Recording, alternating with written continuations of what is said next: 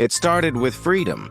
The early 70s in Northern California, sunshine, open roads, and hitchhiking as a way of life. But then girls began disappearing. One by one, young women vanished from the highways around Santa Rosa. Their bodies were found dumped down ravines and creek beds. The newspapers called it the work of a serial killer, but no one could name him. Half a century later, the question still chills anyone who dares to look back. Who was the Santa Rosa Hitchhiker killer? In 1972, Sonoma County was a peaceful, bohemian stretch of wine country just north of San Francisco. The counterculture movement had left behind a generation that trusted strangers and thumbed rides without fear. Teenagers and college students alike stood on Highway 101, backpacks over their shoulders, believing the world was mostly kind. But that innocence vanished when 12-year-old Maureen Sterling and 13-year-old Yvonne Weber went missing after leaving an ice rink. 2 weeks later, their nude bodies were discovered in a ravine. Investigators thought it was a tragic coincidence. Then another young woman disappeared, and another. Within 2 years, at least 7 females ages 12 to 23 were found murdered in the same manner. The pattern was horrifying.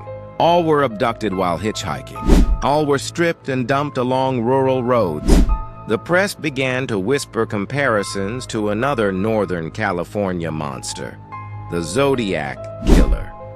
Could he have returned, striking along new highways? Theories multiplied. Some said it was Zodiac. Others claimed it might be a copycat. The brutality suggested sexual sadism. Some victims were tied up, others strangled, and one had been stabbed repeatedly. Detectives were overwhelmed. Without DNA or witnesses, they were chasing ghosts. Then came the rumor that changed everything: Ted Bundy. Years later, a witness claimed he saw a man resembling Bundy offering a ride to 2 of the victims near the time they vanished.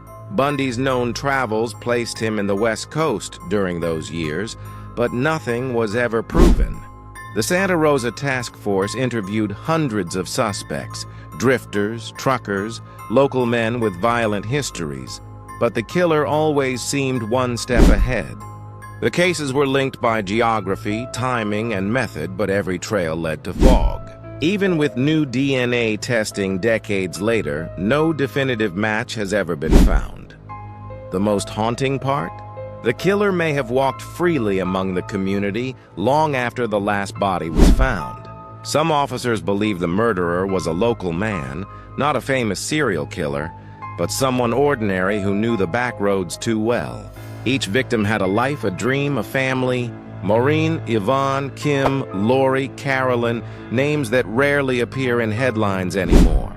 Their youth was stolen on the same roads where people now drive to wine tastings and festivals. The case remains open, a silent scar in California's history.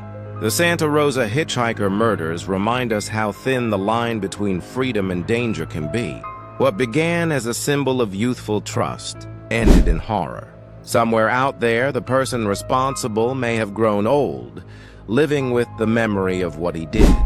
The roads of Sonoma still whisper the question that haunts every cold case detective. Who was he?